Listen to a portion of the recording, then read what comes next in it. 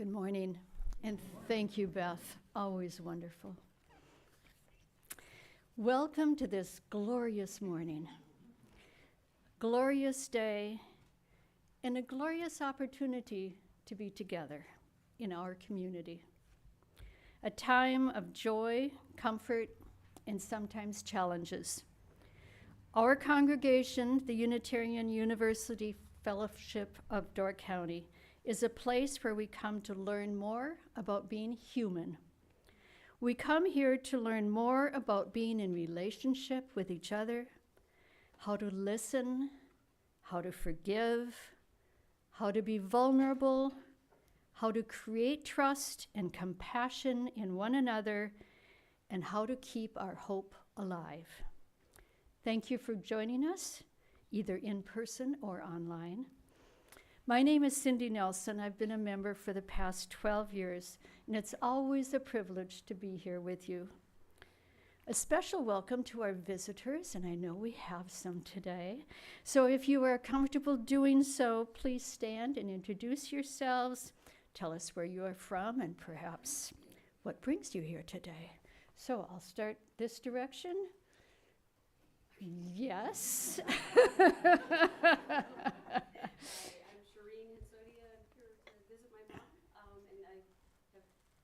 Here from meeting through the years with my parents, and it's wonderful to be here. I'm from here, but I live in South Carolina now. Yes, thank you. Great to be here. Thank you. Glad to have you, Shireen. Welcome. Anyone else? We're very pleased to have 3 grandchildren with us this weekend, and we convinced one to come with us. Hi, I'm Linnea. I'm Bob and Wilma's eldest granddaughter, so I'm up from Chicago. Welcome, welcome.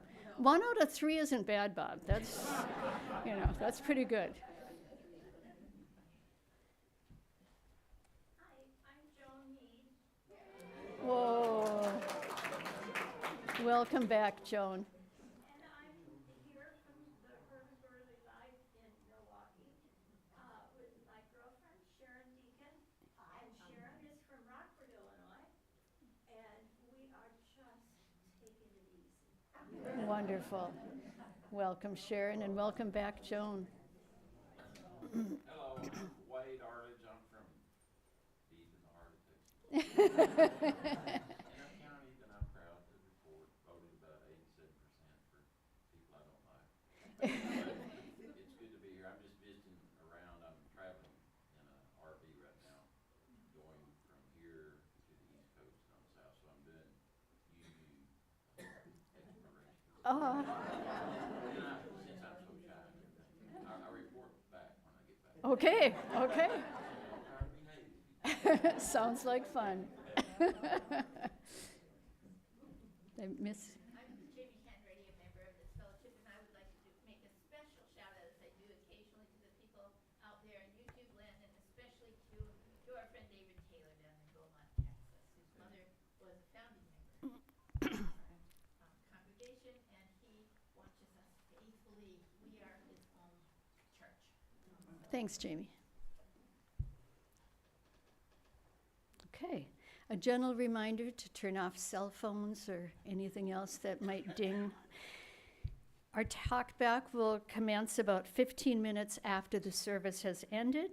This gives you time to grab a cup of tea and a little treat, chat a bit, and then join us back here for a talkback with Dick. Speaking of the talkback, let me introduce our speaker, Dick Smythe. Oh yeah, you know him. Well, there's about 4 or 5 people here that don't know him. But I want to give a shout out to his mother today, because Dick shares that it was his mom who made him his first bug catcher.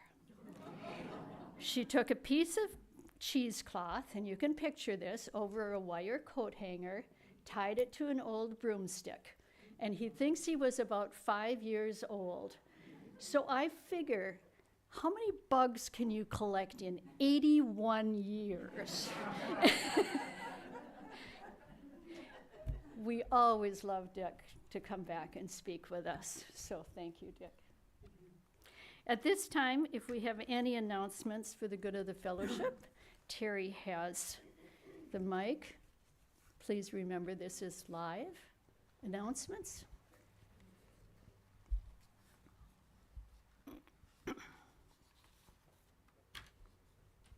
So I'm Mary Smythe. I'm pushing the boundaries of announcements here. But just to say about Dick, that he loves fudgesicles. And over 10 or 12 years, we have accumulated a lot of fudgesicle sticks in the corner of our kitchen drawer. This week, I discovered that if you have extra fudgesicle sticks or creamsicle sticks or popsicle sticks, you can recycle them at Gibraltar schools because the elementary teachers use them and love them and like to have them. So this is a Dick Mary Recycling Environmental announcement. Please recycle those sticks.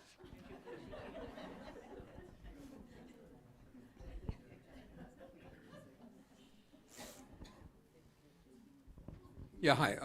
This is Hank Wolst. And this one is for the benefit of the Door County Housing Partnership. October 11th and 12th, there'll be a pop-up art event at the Town Hall in Bailey's Harbor.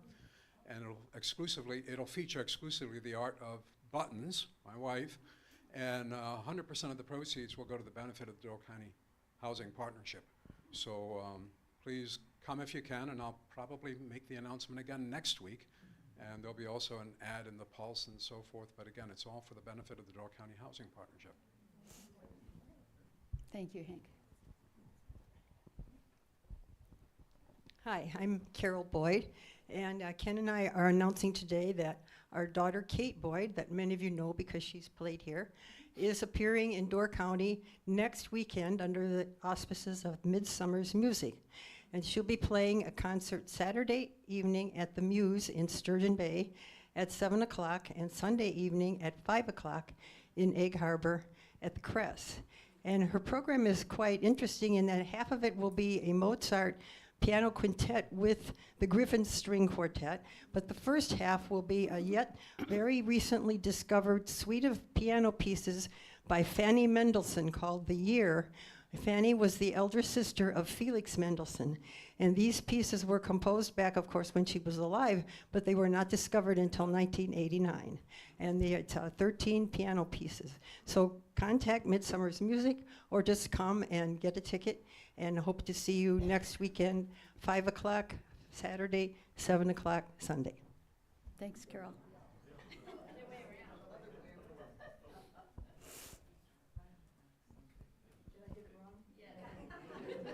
I believe it's 7 o'clock Saturday and 5 o'clock Friday. Or Sunday, see? And today is? Okay, I'm just saying that if anyone here hasn't been to the Hardy to see their current show, which is Kicking Up the Chroma, which means color, please do. You'll leave with a smile on your face and a great appreciation for the 3 Door County artists who are exhibiting their work. It's just a very happy place. I'll be there this afternoon. Well, this is, I don't know if it's a joy or an announcement, but the mic was right here, so. My granddaughter Emily has a photograph on the cover of the Pulse this week. Speaking of bugs, it's a big bee, and it, well, anyway, it's a hardly recognizable, I think, but.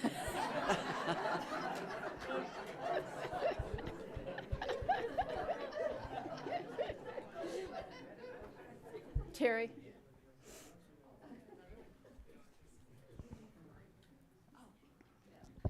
Hi, Jane Wise. Mine isn't very funny, but that's okay. There's not much I can say about the food pantry except that someone was talking to me who was there last Tuesday and it was full, and I was there on Thursday and it was empty. And you saw the picture in the e-blast if you saw the e-blast on Friday. So just continually, thank you so much for your donations, and I think we'll have a hopefully something special to announce to you about November, but we're working on that. So thank you very much.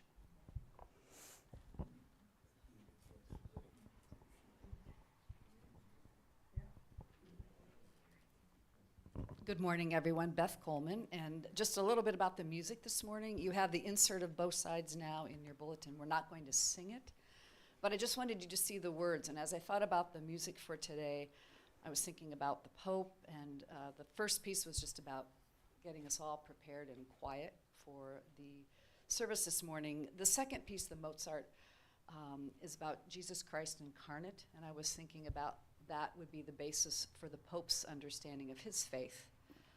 And so that's just a nod to his history, a nod to his theology. And the last, Both Sides Now, I was just thinking about how I think he would appreciate how gray life is. It's not black and white, and he was a person in power who really used his platform to, I think, expand our understanding of all of these things that Joni Mitchell also talks about. So it felt like a way to weave it all together. So, thank you. Thank you, Beth.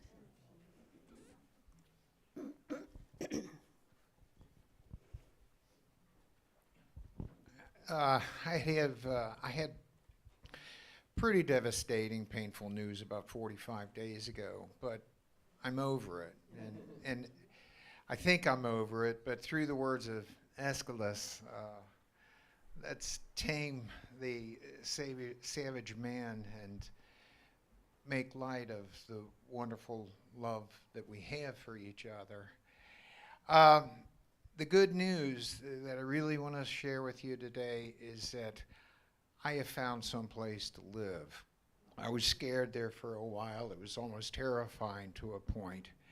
And I do have a place to live, and therefore, you know, I want to say again about Aeschylus. Through pain we find wisdom. And I believe that. If you give it a chance, you can tame the savageness of man by understanding pain and bearing it as long as you can. Good news. Oh, if anybody needs a place to live, I've got plenty of room in my new place too.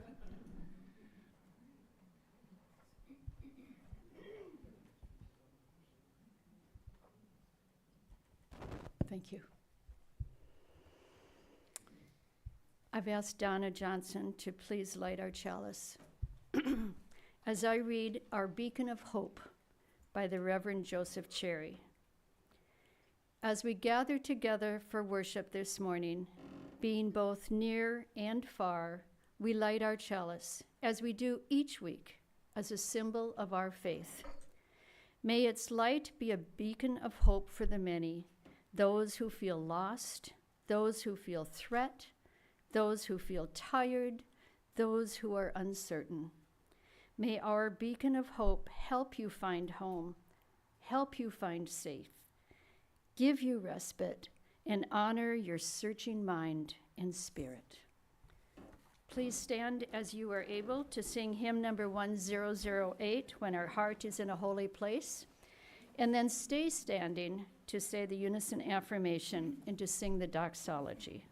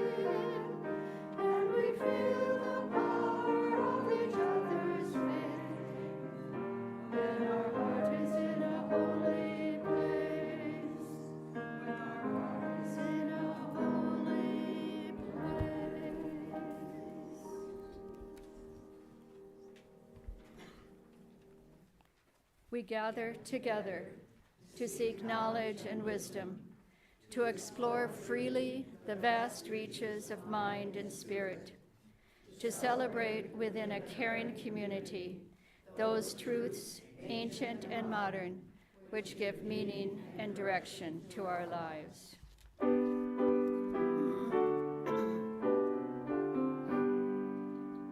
From all that dwell below the stars, let songs of hope and faith arise. Let peace, goodwill on earth be sung, in every land by every tongue.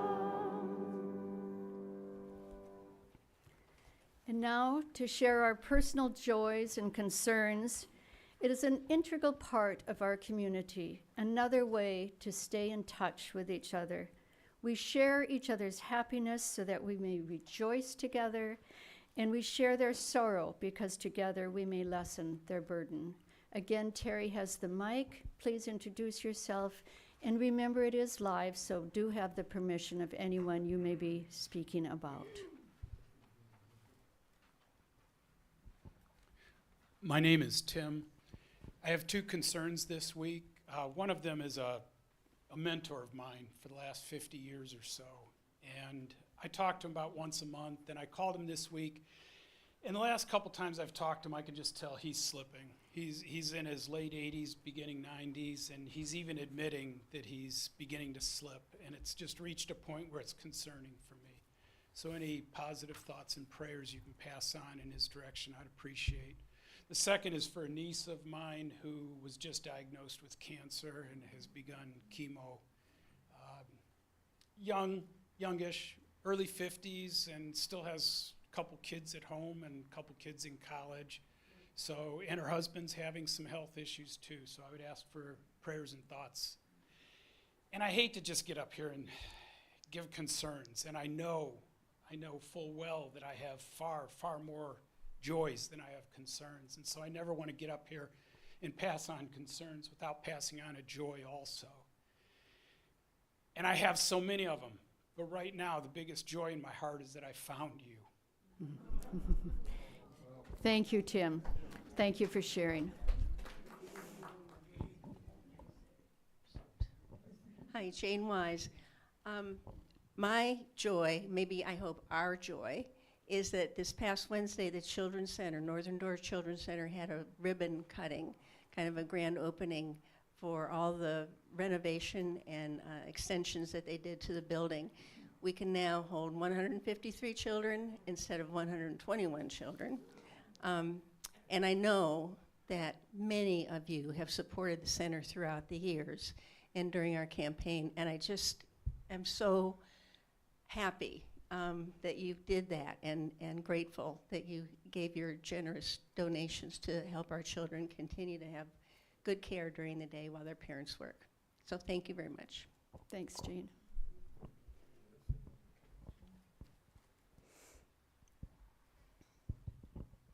Hi, my name is Karen Nystrom.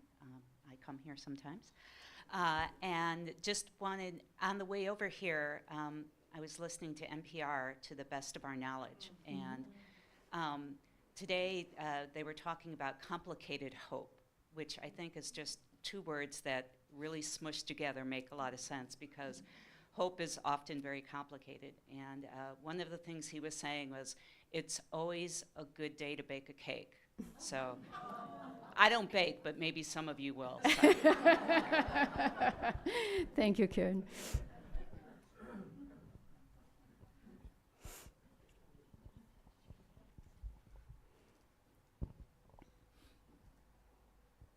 Hi, Trish Black here. Yesterday I spent a little time on the phone just checking up on some of our members and friends, and I just had a joy to share. I called Mona, and if you all recall, about 6 weeks, 8 weeks, time escapes me, she fell and broke her femur, requiring surgery, and she's went through surgery, did 2 weeks in a rehab facility. Her sons came and spent 2 weeks with her. She's home independently. She's walking with a cane. She has a dog sitting gig in Sturgeon Bay late November that she plans to fulfill. Her primary care physician said, you know, and I don't know if y'all know how old Mona is. I can't exactly quote her age, but I know she's closer to 90 than she is 80. And her physician said, most people who endured what you endured would be in the nursing home for the remainder of their lives. And we have a lot of Energizer bunnies in this community, but Mona is certainly an exception. And my second joy is just to call out our member who just spoke, Jane Wise, and I am so grateful for all the dedication and work that she has given to the Northern Door Children's Center, starting out as their book repairer. I don't know if I can call her a librarian, but the caretaker of their books, and her love and passion and dedication is just amazing and awesome to me. And so, Jane, I thank you, and I think the whole community of Door County owes you their deepest gratitude. And I know you helped, Carl.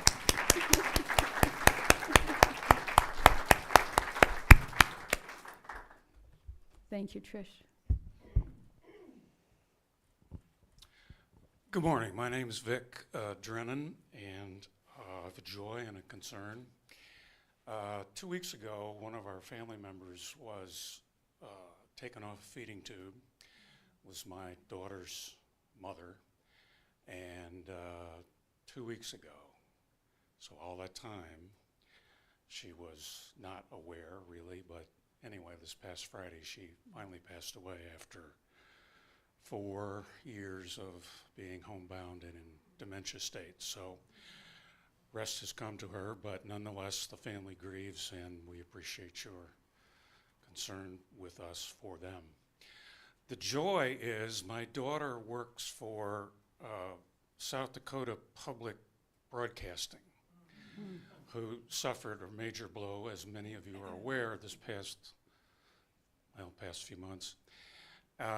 They got to work, and I'm tickled to report to you that that state is now about $2 million richer than they were on private work and funding. They will be around at least this year, and we'll see what happens next year. So thank you very much. Thank you, Vic.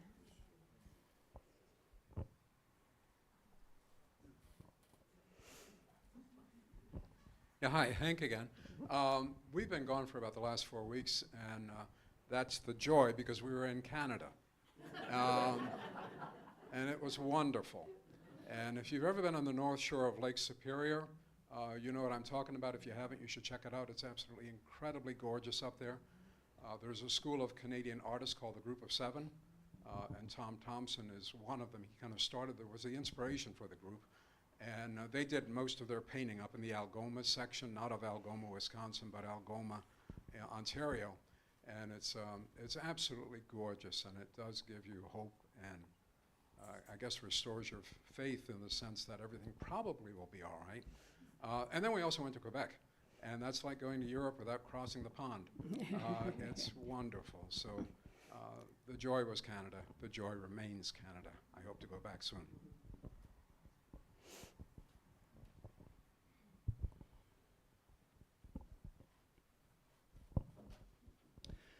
Well, one joy I had was about 2 weeks, I don't think I said anything about it, but about 2 weeks ago I headed out to Portland, Oregon to visit a buddy I've had since third grade. And we spent about a week together, but I just wanted to report that the neighborhoods in Portland felt perfectly safe. The town was delightful as ever. Powell's Books was vibrant.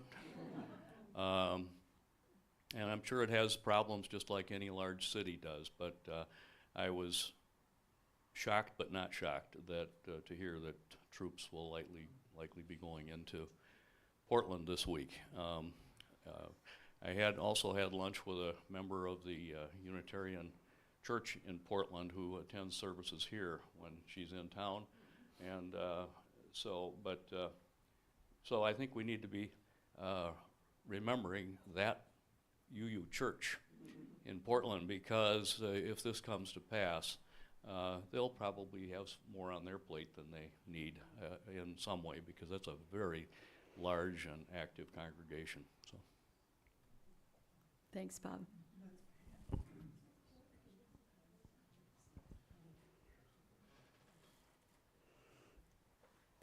Thank you.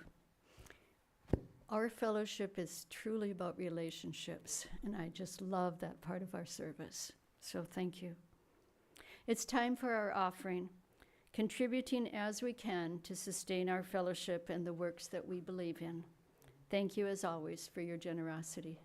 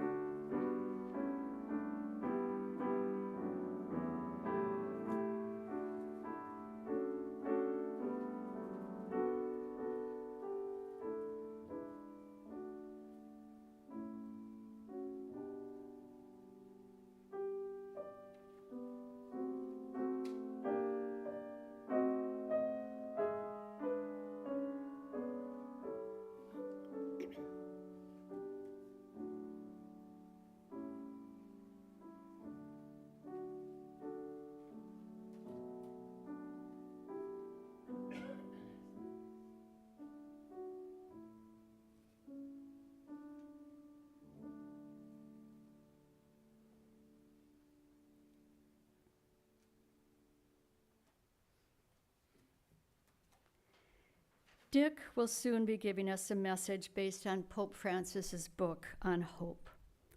Our reading today is excerpts from a beloved poem by Maya Angelou, a poem that symbolizes the enduring power of hope, reminding us to be resilient and relentless in our journey. Still I rise. You may write me down in history with your bitter, twisted lies. You may trod me in the very dirt, but still, like dust, I rise. You may shoot me with your words. You may cut me with your eyes. You may kill me with your hatefulness, but still, like air, I'll rise. Out of the huts of history's shame, I rise. Up from a past that's rooted in pain, I rise. Leaving behind nights of terror and fear, I rise. Into a daybreak that's wondrously clear, I rise. Bringing the gifts that my ancestors gave, I am the dream and the hope of the slave. I rise, I rise, I rise. Please take a moment of quiet to center yourselves so that you might be open to the message that Dick has prepared for us.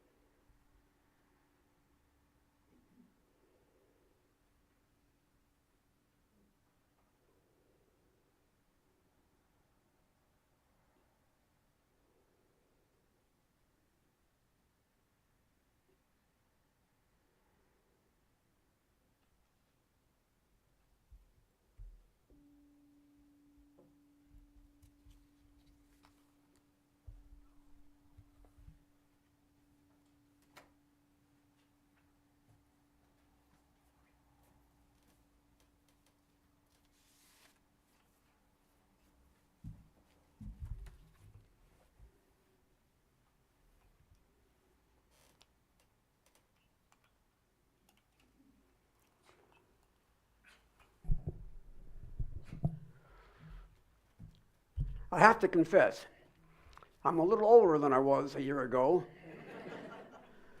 I may or may not be any wiser, but I have learned a few things.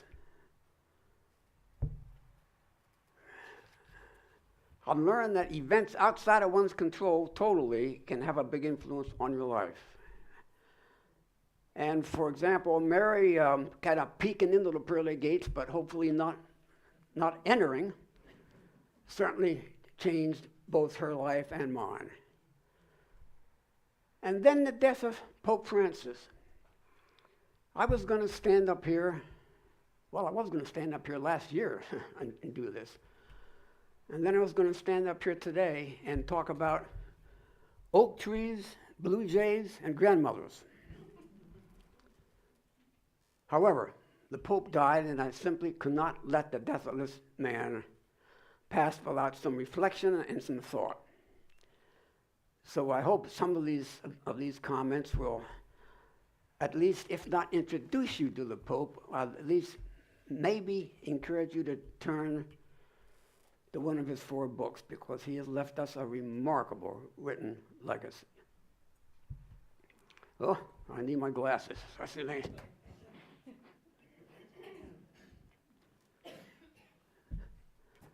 Pope Francis has been a person to whom I've referred on a couple of occasions here in the past. I've just referred to him briefly. But he has left a legacy like no other pope has ever done. He's written 4 books. And I would commend any or all of them for your thought and for your reading. His first book was 10 years ago, was Laudato Si, on care for our common home. In other words, care for the earth. And then he followed that up in 2020 with Let Us Dream, the Path to a Better Future. But 2 years ago, celebrating his 10th ascension to the papacy, he wrote what has been called his most challenging and evocative book yet. Now, I can't get my mind wrapped around the title, but let me give you the title. I am asking in the name of God 10 prayers for a future of hope. Now, I'm going to use this book. I'm going to share 4 of his 10 prayers. And then, in a recently published memoir, it was originally supposed to appear only after his death. But in fact, it did appear shortly before his death in April of this year. And it was his autobiography. His autobiography. The first ever autobiography to be published by a sitting pope. And when it was published not only in English, but it was published in over 100 different countries. It's a very, very interesting and revealing book, I must say. He comes from a remarkable family of immigrants. So, I will use his 10 prayers for a future of hope and just mention 4 of them. So here we go. Chapter 1. In the name of God, I ask that the culture of abuse be eradicated from the church. Now, I would guess that his beginning the book with this chapter was not by accident. Obviously, we are all aware of the sexual abuse that has afflicted the Catholic Church. Now, clearly, sexual abuse is not confined to the Catholic Church, for heaven's sake. But that's where the Pope is focused. Now, he essentially summarizes his concern for this topic in his very first paragraph, and I want to share that paragraph with you. So here it is. I quote, "I cannot begin without asking for forgiveness. Our words of repentance will never be enough to console the victims of sexual abuse at the hands of members of the church. We have deeply sinned. Thousands of lives have been ruined by those who were supposed to care for and guide them. what we do will never be enough to repair all the damage we have caused. That's pretty plain language. And then he continues, the absolute responsibility of the church for the damage of these abuses must be a sincere never again. It is our duty to sit face to face with the victims, their families, their entire communities, and explain the steps we've taken and the changes we are working on making. We must make the pain of the victims and their families our own. Just one case of sexual abuse is horror. Let us work so that there are none. And then I was struck by the following. The consequences of the abuse of minors and vulnerable adults last for years. I have referred to this crime as psychological murder. I had never heard that term. Psychological murder. Childhood is erased. And the part of life that should be filled with games and learning, instead there are physical, psychological, and spiritual wounds. And the wound inflicted on all of society about this problem is so great that the battle against it may well occupy us permanently.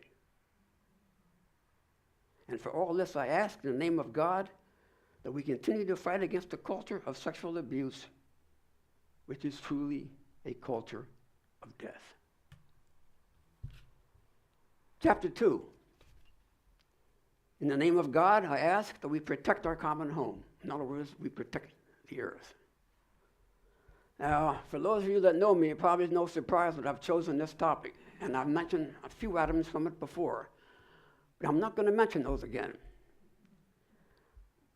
I want to emphasize some other topics within this chapter that you probably don't hear too often. And again, he doesn't mess around. This Pope doesn't mince words. He begins the chapter with five poignant words. Our planet is in danger. Our planet is in danger. And he reminds us of a philosophy espoused by many indigenous people. A philosophy that seeks to live in harmony with oneself, with nature, with other human beings, and with the Supreme Being. This philosophy reflects a respectful relationship with creation because, in his view, the earth is a gift from God. Thus, the earth is a sacred place.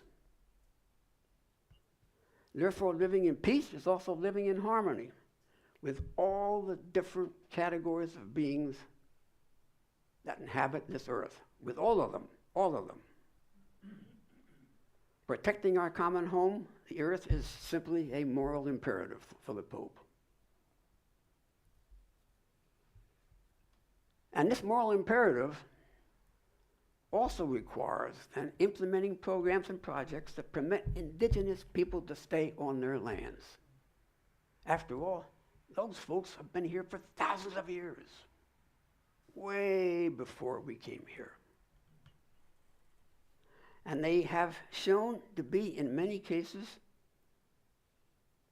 our teachers on how to live in harmony with the earth. And he also feels strongly that our generation has a responsibility to the youth. In his words, quote, they have shown in many cases to be our teachers on the path to finding a solution to stop the damage to our planet. I see in young people a commitment, a creativity, and resilience concerning environmental issues that their grandparents, like my generation, like many people in this room, like in our generation, simply don't have. We have sinned, and we repent. For this reason, the youth are needed to mark the path ahead, leading all governments of the world and us. And then he says this for the youth: criticize, take to the streets, mobilize, but above all, change. Change. We need a virtuous harmony between the words of adults and the actions of youth. Now, chapter 6. In the name of God, I ask that the doors be opened to immigrants and refugees. And the Pope concludes this first paragraph with these words: it is often not the desire of immigrants to come here to find a better future. It is desire to come to the United States to find any future. Because should they remain at home, they might well be killed, or they might die of various causes. Think of that. Can any of us realistically imagine what it might be like to stay at home and face the possibility of death? He offers a passionate plea that our brothers and sister immigrants and refugees be welcomed, protected, helped, and integrated. Again, welcomed, protected, helped, and integrated. To welcome is to open the door. It also means opening our hearts. How is it, he asks, how is it that weapons, those instruments of death and destruction, have fewer restrictions to leave and enter nations than do the women, men, and children who simply dream of a future? What resistance must we overcome, particularly in the most developed nations, to implement a politics of hospitality like we see right now, demonstrated by a number of countries that we would never think about having the capacity to do this? Lebanon, Bangladesh, Malta, Greece, Poland. Take Poland. Those people, often a great personal sacrifice, and their government have taken in over 1 million refugees from the Ukraine. How many have we taken in?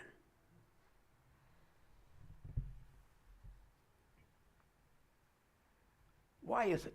Why is it so hard to understand and to recognize the plain fact, and it's perfectly obvious, that immigrants have so much to offer us? We seem to be anesthetized by this tragedy. Now, not only do we need to welcome immigrants, but we need to protect them and help them. Access to work, health care, education, religion, housing simply must be provided. We must have these systems in place when the migrants arrive. We need a profound change in belief and behavior. All women and men and children, all of them deserve access to national programs of health care, financial and psychological protection, and social services. Surely, the wealthiest and most powerful nation in the world can begin to live up to the promise proclaimed on a bronze plaque of the Statue of Liberty that I'm sure all of you know. It says this: "Send these, the homeless, tempest tossed to me. I lift my lamp beside the golden door." I fear that golden door is not only not being lifted, but is being closed. Now, very briefly, I want to leave the words of Pope Francis and refer to a few words from the Fellowship of Reconciliation. I want to comment about the Pope's outreach to an oppressed people in their own homeland that I would guess few, if any of us, knew anything about. I know I didn't. Until his death, he was constantly in touch with members of the one small Catholic church in Gaza since the siege began in October of 23. And a member of that parish, George Anton, told NPR that he called those people every day at 7 p.m. Every day. No matter where he was, no matter how busy he was, he always called. And what would he ask? He would ask, how are we? Do we have anything to eat? Do we have water? Was anyone injured? It was never a diplomatic call. It was never a matter of obligation. It was simply the questions a father or a mother would ask. And I am deeply saddened to report that a little over a month ago now, that church was bombed. It was bombed, according to Netanyahu, by accident.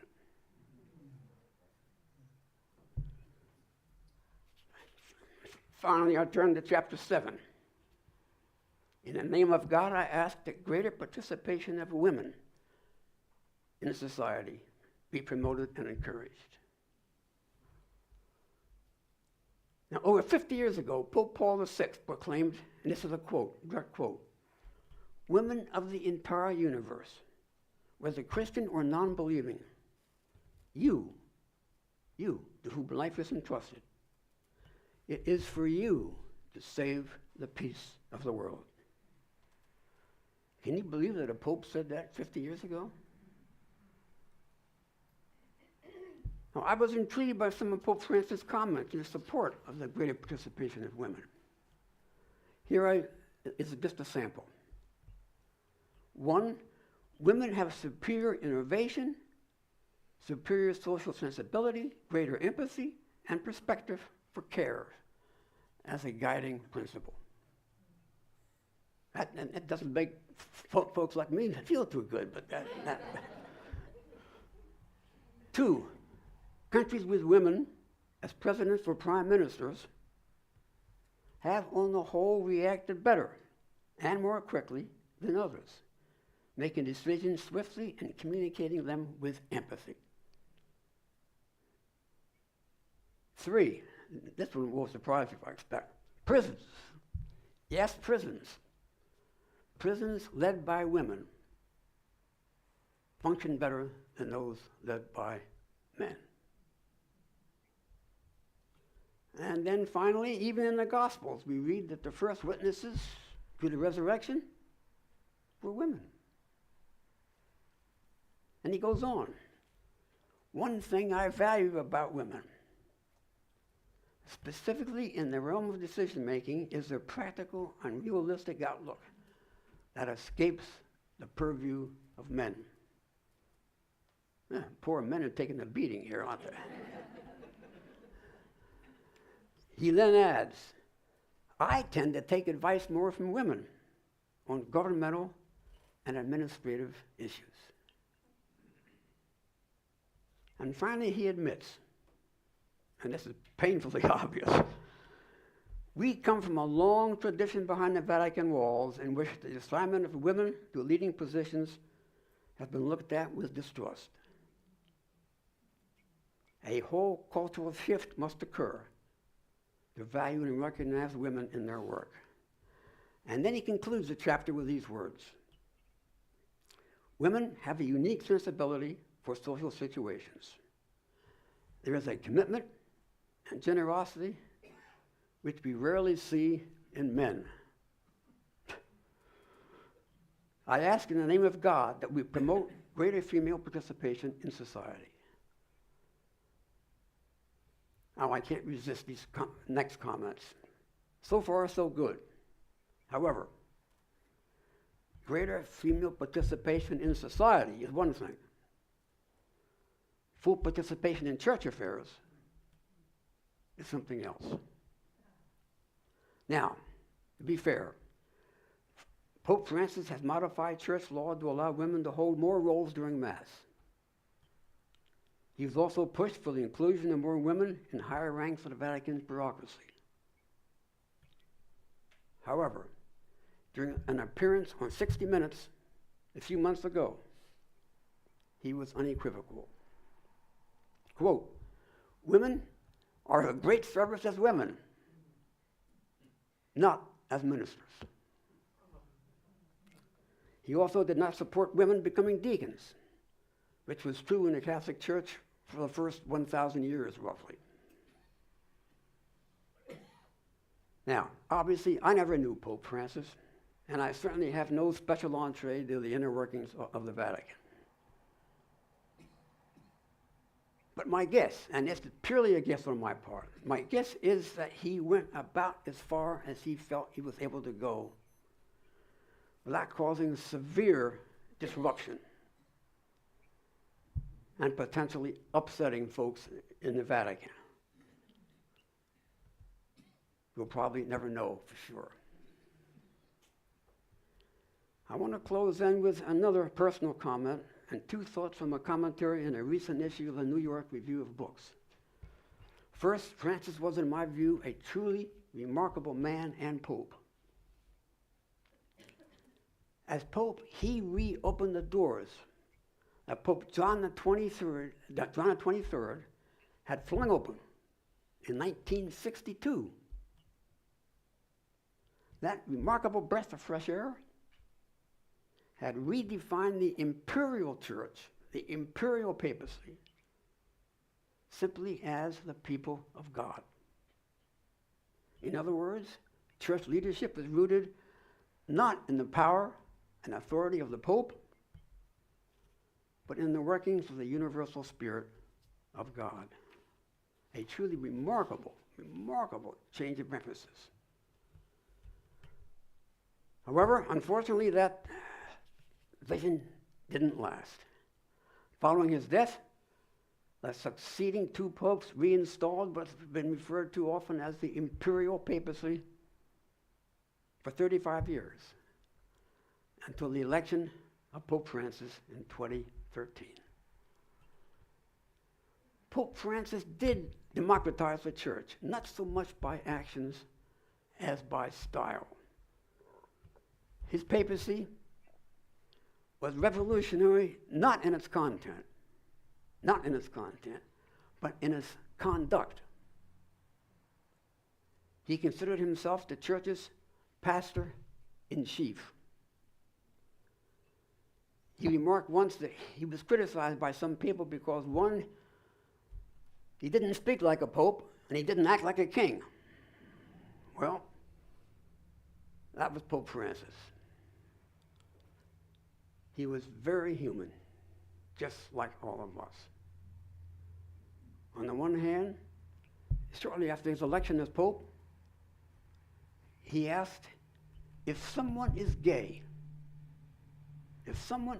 and seeks the Lord and had goodwill, who am I to judge? Surely, those last 5 words, who am I to judge, must rank among the least imperious words ever spoken by a pope. Yet, last year, in a meeting in Rome with 200 priests, he remarked, gay people are good guys, but would likely fail while exercising their ministry. Now, I don't know why he said that, but again, my guess is that he believed that homosexual men simply can't remain chaste, and therefore they should not, cannot be ordained. Finally, but very important, alongside his religious faith, Francis placed his faith in the possibility of a form of leadership stripped of power, magic, and enforced obedience, and that relies instead on the expression of shared respect and mutual love. But he was unable. He was unable and maybe unwilling to give that faith an adequate institutional form, one that is lasting and one that truly recognizes the equality of the female half of society. The female half of humanity, I should say, really. And that does not continue to judge LGBTQ people harshly. We will see what his successor, Pope Leo XIV, will accomplish. May we all be doers of peace, revolutionaries of kindness, and bearers of love and mercy.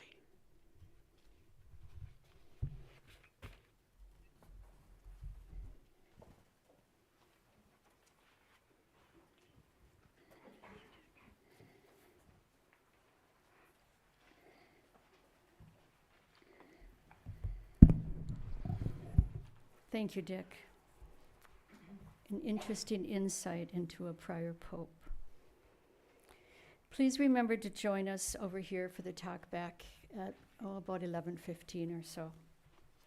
Please stand as you are able to sing hymn number 1026, If Every Woman in the World.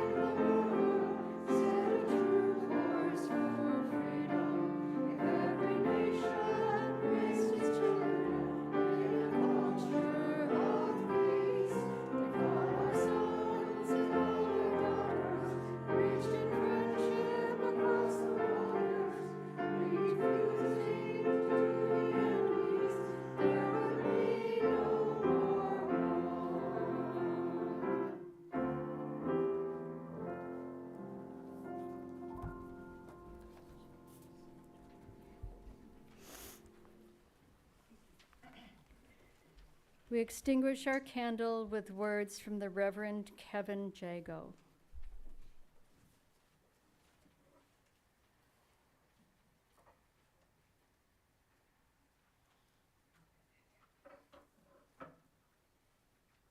Hope continues. When the candle dims, the wax almost spent, the light turns amber like a sunset. Still, it provides light. Still, it provides heat. Still, it can kindle new flame and pass its glow on and contribute to new illumination. When sunsets turn to new days, when seasons transform all, when the candle dims, all is not lost. Hope continues, uncertain and true, like candlelight, ready to spark again. All is not lost.